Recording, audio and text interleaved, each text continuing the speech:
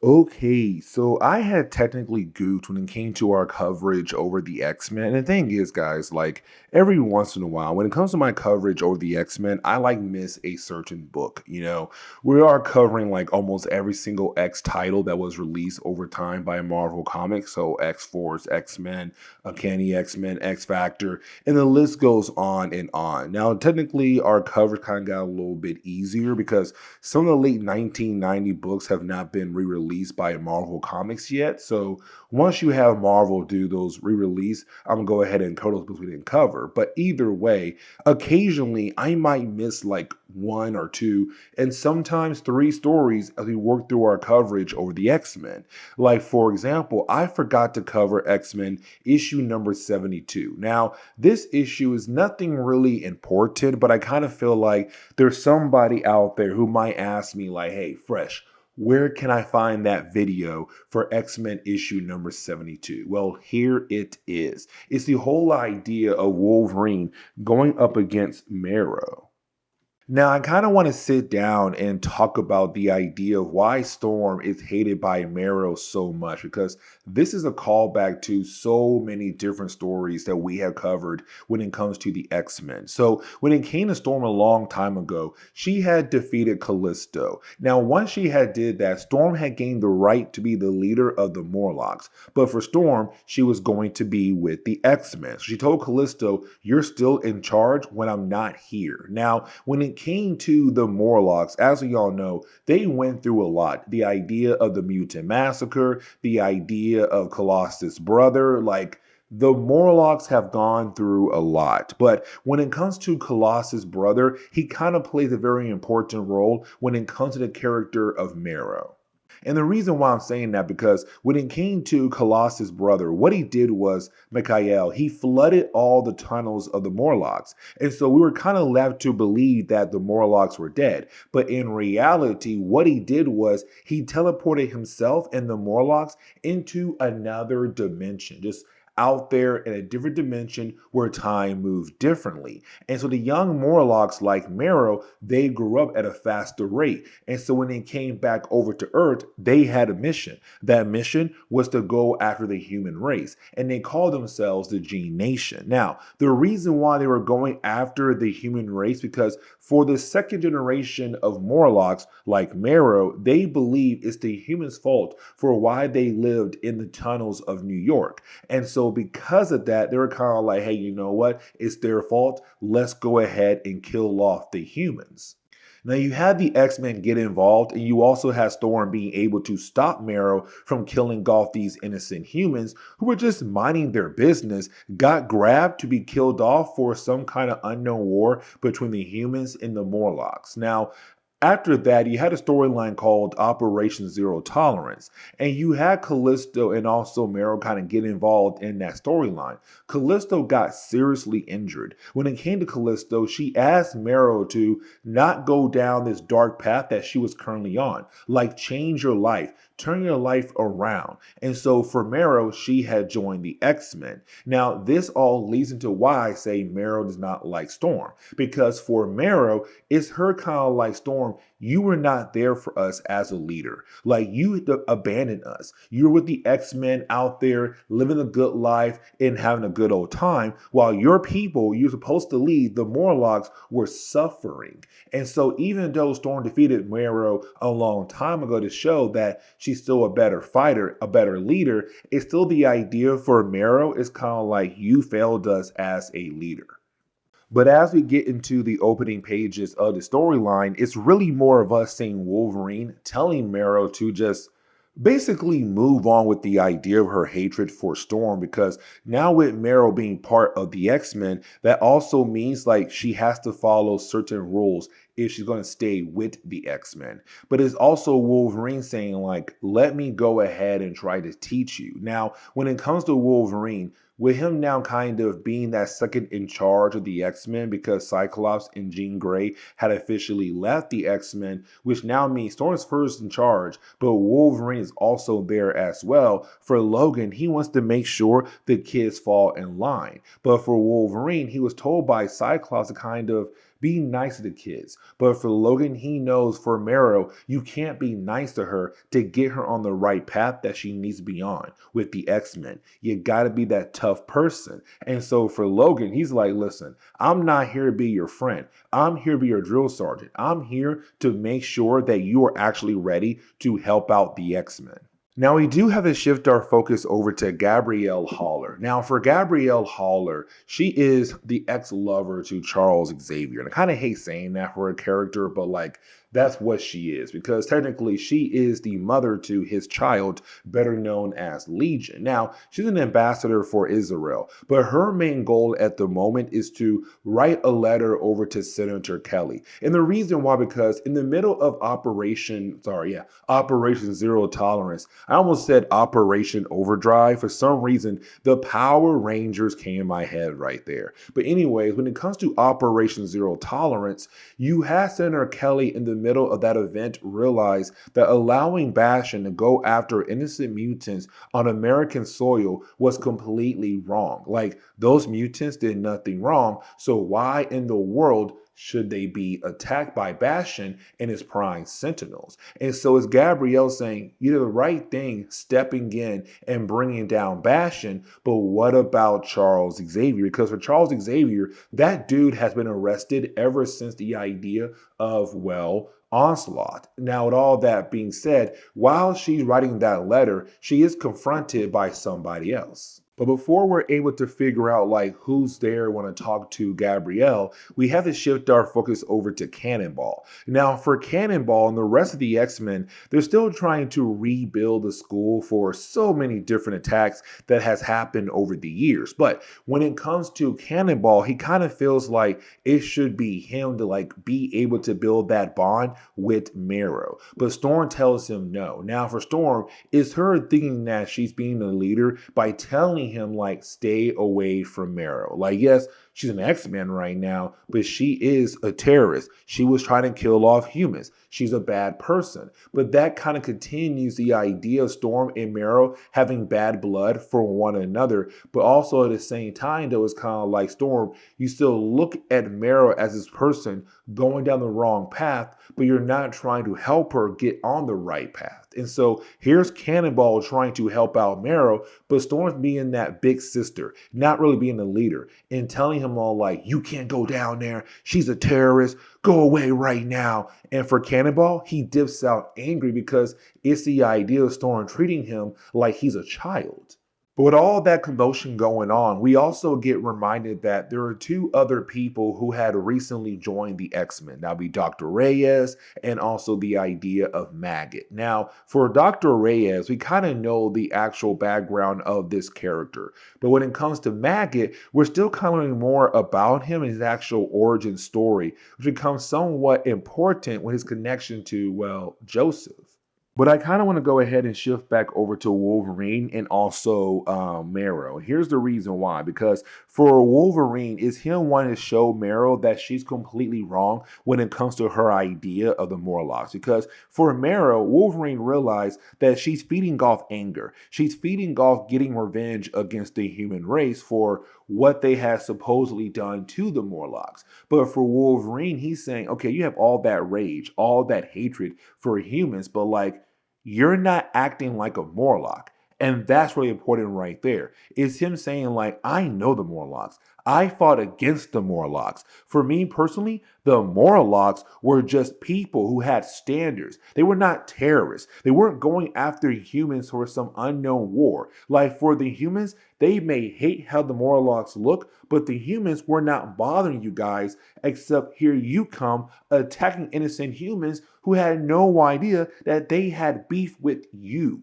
That right there is a problem. Morlocks have standards. Now, as we shift back over to Gabrielle, we do learn that she is confronted by Sabra. Now, for Sabra, she's part of the Israel's Secret Service. Now, here's the thing, because she's here meeting go with Gabrielle to inform Gabrielle that she had just learned that Magneto's real name is not Eric at all. That right there is a huge, big shocking moment, because it's now the idea that the real name of Magneto is not Eric. what could it possibly be? Because what Sabra is saying right now is that there was somebody out there who forged different documents to allow the world to believe that, yes, Magneto's real name is Eric. But in reality, it's not Eric, it's something else. Now, for Gabrielle, she's kind of like, okay, cool. We got to find this guy because this guy is the only thing we have that could basically give us the true identity of Magneto.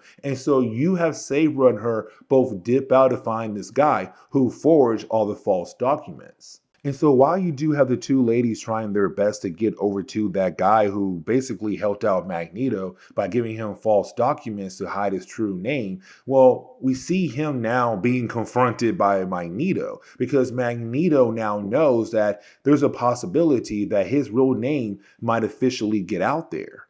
And so this kind of leads into us going back over to Wolverine fighting against Marrow. Now, while you do have the two characters fighting against one another, it's now Marrow trying to make her point that even though like Cyclops told Logan to make sure you go easy on the kids, and also the fact that she may be fighting out of rage or this hunger for revenge and whatever, it's really her saying like, I don't need your help. Like, I'm freaking Marrow. I'm a great fighter. Forget you, bro. First and second chance. I don't need those. And so you have Marrow being able to stab Logan right in the throat. Now, when it comes to Logan, around this time, we have learned that when he had gained his mutant abilities, he was supposed to slowly turn into this feral beast. What happened was adamantium being bonded on his bones had stopped that process. But when it came to fatal attractions, when you have Magneto rip off the adamantium, that process was then able to continue again. Now, thankfully for Logan, he had Elektra and he also had Stick there to kind of make sure he stays on the right path and not turn into that feral beast. Here comes the problem, though, because with him being stabbed in the throat by Marrow, it's now him going feral. But getting back over to Magneto, we kind of learn like the actual backstory when it comes to Magneto meeting this guy who was helping him keep his fake name from being known by the public. Because we do learn here that for Magneto, he met this guy shortly after the death of his daughter. Because remember, for Magneto, he had a child with Magda before the Scarlet Witch, before Quicksilver and Polaris. The problem was his first child was killed off because the city folks were mad at Magneto. They were trying to burn down his home. And unfortunately, she died. And so for Magneto, he kind of left that city behind, but he used this guy as a way to begin a new life for himself out there in the world, but also kind of give him the ability to look for Magda. Anyways, though, when it comes to Magneto, he was promised that no one will find out that his name is not Eric. And so he felt like he was lied to, but also he has to cut ties with anybody that could possibly lead them over to finding out his true past. And so the guy dies right there. But you then had this chapter begin to wind down because while you do have the rest of the X-Men arrive just in time to bring down Logan to hopefully stop him from killing off Marrow, you have Marrow disappear into the tunnels of the Morlocks where she does regroup with Callisto. And really, it was Callisto who asked Marrow to join the X-Men to go down the right path. Now, for Cannonball, though, he's very upset because of Storm. She's not really trying to give Marrow a second chance when it comes to the idea of the possibility of her being an X-Man. The last few pages of this issue is also reminding us what happened at the end of an earlier storyline, because for Maggot, he has these two bug creatures who just really hang out with him, but they had disappeared at the end of one of our earlier storylines and they fed off a homeless person's body. And so that body has now been officially found by the people of Salem Center. And so while they found a dead body, they realized there's a blood trail that's leading over to the school of Charles Xavier. But now we're able to transition over to Uncanny X-Men issue number 355. Now, this was kind of picking up where our last X-Men video had left off at. The idea that you had the X-Men fight against Sauron. Now, when it came to that battle, you had the X-Men being able to defeat him, but you also had Wolverine say that he'll take Sauron into the city and hopefully pass him off to S.H.I.E.L.D. or somebody else that could hold on to him. The problem is that while you have Wolverine trying his best to make it over to the city, well, that is when you have Wolverine be confronted by Alpha Flight. Now, this is really important. And the reason why, because Alpha Flight was sent here to get Wolverine. Now, in the late 1990s, you had Marvel cancel the original run for Alpha Flight, but then gave us a whole brand new book, hoping to bring fans back into the actual book. But either way, for Alpha Flight, they said they're here for Logan, to arrest him. Now, before we're able to learn more about why in the world Alpha Flight is trying to arrest Wolverine, we switch over to Rogue. Now, for Rogue, is her right now trying to hopefully find a cure for her mutant powers, to kind of get rid of them. Because we do see her visiting a doctor who is supposedly this great doctor who knows how to get rid of mutant genetics within somebody's body to basically cure them, to turn them into humans. But of course, each mutant is special, so he needs time to sit down and study each mutant that he's trying to help out. Like for Rogue, he does get a few DNA samples and he needs some time to figure out how he'll be able to cure her. But either way, you do have Rogue leave. Now, getting back over to Wolverine and meeting Alpha Flight, for Wolverine, he really does try to ignore them because to him, he can't believe that Alpha Flight came all the way over to New York into the United States because for Alpha Flight, they are the Canadian superhero team. But the thing is, for Wolverine, he was part of Department H, which of course right now also runs Alpha Flight. And so every once in a while, you have Department H believe that they can just grab Wolverine whenever they want to, but literally almost every single time they don't get what they want when it comes to Logan. But either way, when it comes to Alpha Flight, they're not really telling us like why they're here for, just to arrest him, and that's really it. Now for Wolverine, he goes on with his day like, okay, cool. Nice to see you guys. That's kind of funny that y'all believe that y'all have the right to arrest me. It's also pretty wild that you have two new people on your team and they believe they can take me down. Now, I do want to switch over to Cyclops and Jean Grey because these two characters, they had officially left the X-Men. And the reason why, because in the middle of Operation Zero Tolerance, we had learned that Bastion had planted a bomb inside of Cyclops. Now, thanks to Dr. Reyes, she was then able to remove the bomb. Here's the problem though, because for Cyclops and Jean Grey, they had officially left the X-Men to allow him to recover, but have some alone time. But now as Jean Grey is trying to claim the whole idea of the Phoenix. Now, the whole idea of the Phoenix is very complicated. And the reason why I'm saying that, because for the Dark Phoenix saga, we were left to believe at first that it was Jean Grey who was the Phoenix who had quote unquote died in that storyline. But then later on, we got a retcon saying that actually, no, that was never the Jean Grey, not the Jean Grey. That was never Jean Grey. That was the Phoenix who was pretending to be Jean Grey. The real Jean Grey was being kept at the bottom of the bay. And so for Cyclops, he believed that his lover, Jean Grey, had died that day in the Dark Phoenix saga. Then he met Madeline Pryor and only find out that Madeline Pryor is, well, the clone of Jean Grey. And so for Jean Grey, right now in the present day, is her saying that she's trying to claim everything that was kind of taken away from her. The whole idea that you had two other personas out there in the world that had her face, that had her voice, that were trying to live her life. And the problem was that she had no choice in the idea of allowing the Phoenix or Madeline Pryor to take those things from her. And so it's her saying, I'm going to claim everything about me, Jean Grey, the Phoenix, and even Madeline Pryor.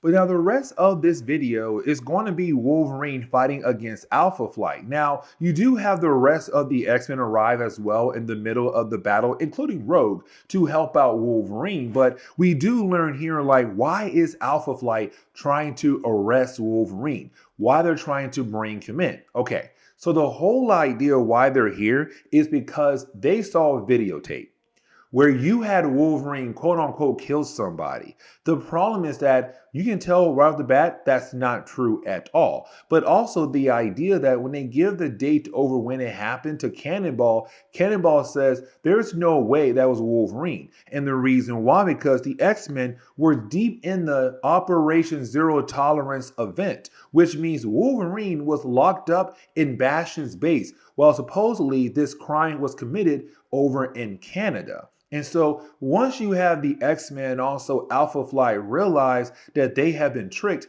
that they have been played, they leave. Here's the thing though, because it was Cannonball, the youngest member of the X-Men, say, hey guys, stop fighting and let's try to work things out by using words without our fists. And of course, he was able to realize that Logan was innocent. So yeah, that is literally the end of this book.